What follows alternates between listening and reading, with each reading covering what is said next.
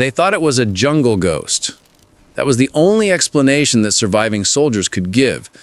At dawn, a Japanese patrol, 12 men, armed, alert, veterans, simply didn't come back. No gunshots during the night, no cries for help, no tracks leading away from camp. They were there, and then they were not. Rumors spread fast in the dripping, suffocating darkness of New Guinea. Some American units slipped through, one officer guessed. No, another whispered. Americans make noise. This thing doesn't. The second patrol vanished the next night. 5 men, gone. By the third disappearance, officers stopped pretending they had answers. One soldier wrote in his diary, "There is something in this jungle with us. It kills quickly. It kills quietly. And it does not miss." Japanese commanders dismissed it as panic until they found the first piece of evidence, the single .45 caliber shell casing lying in moss. It glimmered like a warning. Not from a rifle, not from any Japanese weapon, and not from anything the Japanese believed the Americans could fire that silently or that accurately in pitch-black darkness. Something new had entered the battlefield, something the Japanese had no doctrine for, something designed to hunt men at night, and the Americans knew exactly what they were doing, because this wasn't a bombardment, it wasn't a raid, it wasn't even combat, it was an erasure, a weapon the Americans themselves once mocked, now turning entire Japanese patrols into ghost stories before sunrise. Japan feared American artillery. They respected American aircraft. But this was different. This was personal. And it was only the beginning. The jungle didn't just hide soldiers, it erased them. By 1943, New Guinea had become a place where sound died in the air and sunlight barely reached the ground. Japanese troops called it the Green Hell, a place where even veteran fighters felt watched, stalked, weighed down by something they couldn't name. They were trained for the brutality of bayonet charges and close-quarters ambushes, but nothing prepared them for an enemy they couldn't see, couldn't hear, and worst of all, couldn't fight back against. The terrain itself conspired against them. Roots twisted like traps beneath the mud. Rotting logs collapsed under the slightest weight. Even the air was a weapon. Thick, wet, suffocating. Men breathed mold more than oxygen. Rifles jammed. Boots rotted. Morale frayed faster than their uniforms. And into that slow, grinding misery came something new. Something that didn't rely on daylight or numbers. Something that didn't care about Japanese discipline or courage. The first hints were small. Ammunition boxes mysteriously opened, footprints in impossible places, a guard who thought he saw a shadow crouch, then vanish.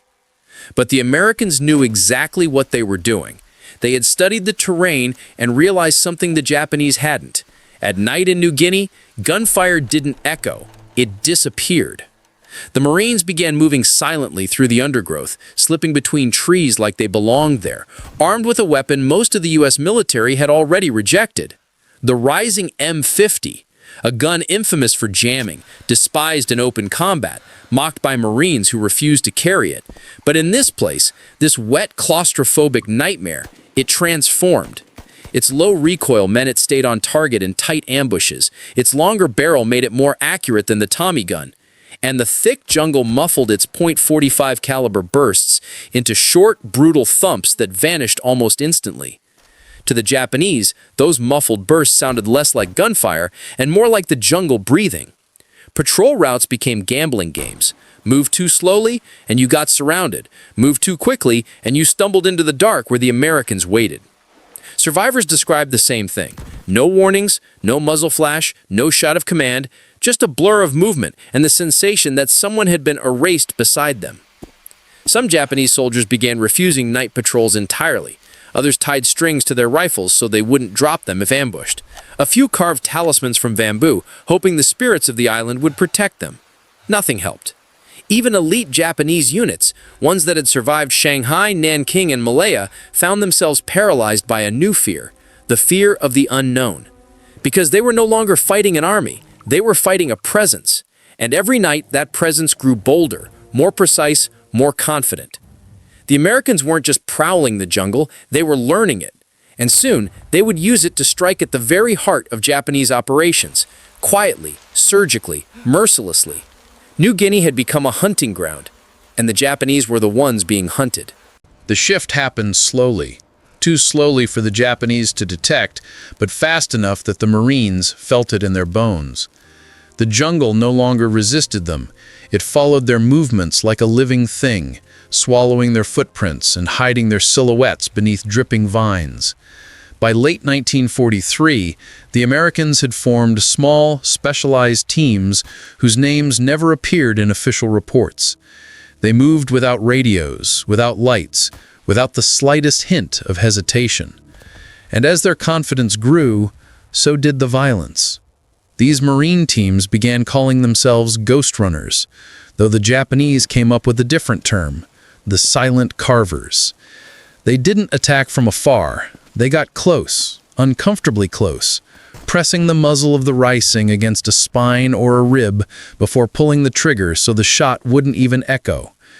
And when the Rising jammed, they used knives, machetes, sharpened entrenching tools, anything that killed quietly but completely. One Japanese patrol leader described a nightmare encounter in his diary. How his men were walking along a narrow ridge when the third soldier vanished without a sound, as if the jungle had swallowed him. Then the fourth disappeared.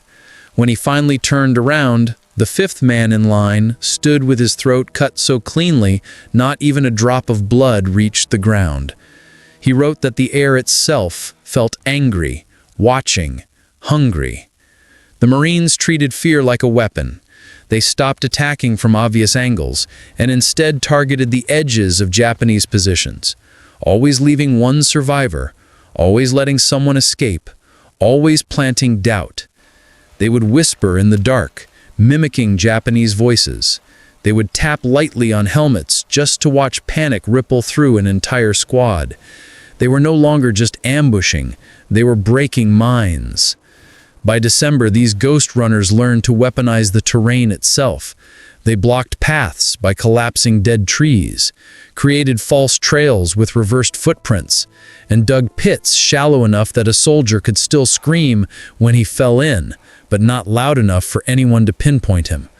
Sometimes they waited for hours until the rest of the squad came looking, then erased them all. For the Japanese commanders, reports became indistinguishable from horror stories. The worst part was this: the Japanese couldn't adapt.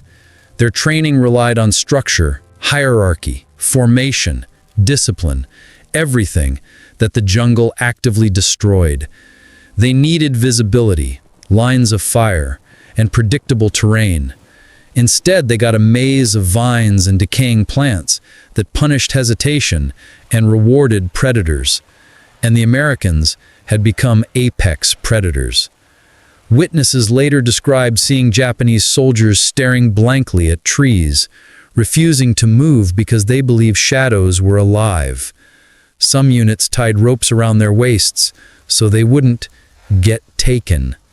A few burned their own rations to create smoke, convinced that smoke scared the American ghosts away. These weren't tactical decisions. They were signs of psychological collapse. And as Japanese morale crumbled, the Americans sharpened their operations further.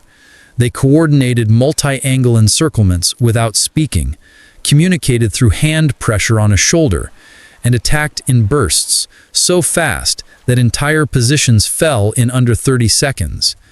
A Japanese officer wrote that the Marines fought like creatures who had sold their souls for silence. He wasn't far off. New Guinea was supposed to be a battlefield. Instead, it had become a hunting preserve, one where the prey still marched in formation, still obeyed orders, still clung to doctrine that meant nothing in the dark. And every night, as another squad vanished, the Japanese realized the truth too late. They weren't losing territory, they were being consumed. By early 1944, the Ghost Runners had grown so confident, so precise, that their operations shifted from silent eliminations to something far more ritualistic. They no longer moved just to kill. They moved to send messages. Every strike was crafted, shaped, and placed with almost ceremonial intention. And the Japanese, who once prided themselves on discipline, began to dread nightfall the way ancient villagers feared eclipses. The first ritual appeared outside a Japanese forward camp. 3 helmets stacked neatly on a stump, each pierced by a single .45 round, so perfectly centered it looked impossible. No bodies around them, no tracks. Just helmets arranged like an offering. The Japanese believed it meant a sniper was nearby. They were wrong. It was a warning, not a threat. The killing would come later. The next night, a patrol found a row of rifles standing upright in the mud, bayonets pointed at the sky, each rifle still warm from the hands that once carried it. But the hands themselves were gone. The bodies were dragged off, hidden deliberately. It wasn't concealment, it was staging. The Marines were shaping fear with their bare hands. These were not random acts. They were engineered psychological knives. The Marines had learned that killing a man frightened a squad, but killing him with theater broke entire companies. Their missions escalated into something the Japanese later called Yoru no Shukai, the night gatherings. It was a crude translation for something far more personal. Executions arranged like ceremonies. One such night gathering became infamous. A Japanese platoon set up camp on a narrow bend along the Kumusa River. They built fires, posted guards, recited prayers for the fallen. But when dawn came, the riverbank was silent. The fires were still burning. The guards were still at their posts, and every soldier in camp was gone, except the lieutenant, tied upright to a tree, untouched, forced to witness the arrangement left behind. In front of him, arranged in a perfect circle, were the boots of every missing man, each pair placed toe to toe, facing inward, like participants in a silent council, and their dog tags hung from branches above, clinking softly in the wind. The lieutenant wrote later that the sound felt like ghosts whispering their disagreement. The Marines hadn't simply killed his men. They had plucked the discipline from his soul. After that, Japanese units started burning their own dead to deny the Marines the chance to use them. Some commanders ordered their men to sleep in scattered positions to avoid being taken in groups. Yet Marines adapted instantly, picking them off one by one like a methodical harvest. At night, Japanese soldiers tied bells to their uniforms, so at least they'd hear themselves die. The jungle rang like a twisted shrine. The Marines themselves began to change. They stopped talking during operations entirely. Their eyes adjusted so well to darkness, they preferred moonless nights. And they discovered something horrifying. The more the Japanese feared them, the more efficient the killings became. Fear didn't just weaken Japanese soldiers, it sharpened American ones. One Marine wrote home describing his team's transformation, "We don't fight them anymore, we collect them." Another wrote, "They pray before sleeping, we hunt before sunrise." Their commanders tried to censor these letters, but whispers spread, and soon the entire division knew the truth. The jungle wasn't turning them into monsters. It was revealing the monsters they could become. And as the Americans perfected their night ceremonies, the Japanese reached a breaking point. Some officers banned fires entirely. Others forbade sleep, commanding rotations of constant watch, only to find men hallucinating, mumbling about voices in vines. The Marines had broken their bodies. Now they were breaking time, sleep, ritual, everything that made them soldiers. By mid-February, the Japanese weren't preparing for battle anymore. They were preparing for judgment. The jungle had become a courtroom, and the Americans, its executioners. The rituals grew more elaborate, the bodies more carefully arranged, and the message more unmistakable. This was no longer war. This was a reckoning. By March 1944, what began as improvisation had hardened into doctrine. The Marines no longer whispered strategies or adapted on instinct. They followed a written, memorized, and terrifyingly efficient system. Each fire team carried a notebook of signals, timings, and formations designed not merely to destroy the Japanese, but to erase them. It was the first extermination playbook of the Pacific, and its purpose was simple: leave nothing standing, not bodies, not morale, not identity. The doctrine had 4 steps. Step 1, isolation. Cut a patrol off from all directions, even if it required circling through swamp or climbing cliffs at night. Step 2, extraction. Pull 1 or 2 men quietly into the dark, ensuring the rest heard nothing. Step 3, fragmentation. Hit the remaining pocket from multiple angles until their formation collapsed inward like wet paper. Step 4, erasure. Remove bodies, scatter gear, and rearrange any remaining traces into symbolic patterns designed to crush the Japanese psyche. What horrified Japanese officers most was how consistent these vanishings became.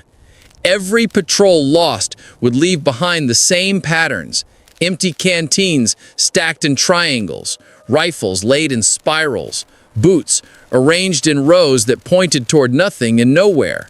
They began to suspect the Marines were following some ancient ritual of their own, something pre-American, pre-modern, something primal.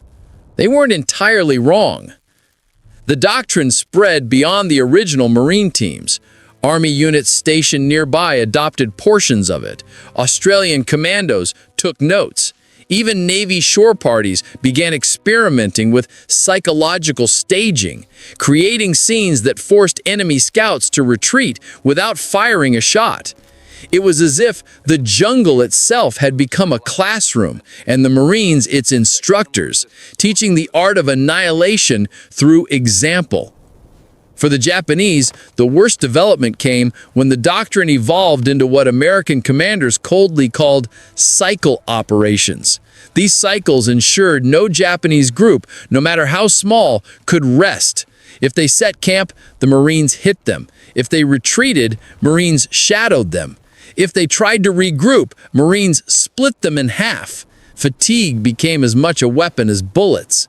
Japanese diaries recovered later described these cycles in near religious terms.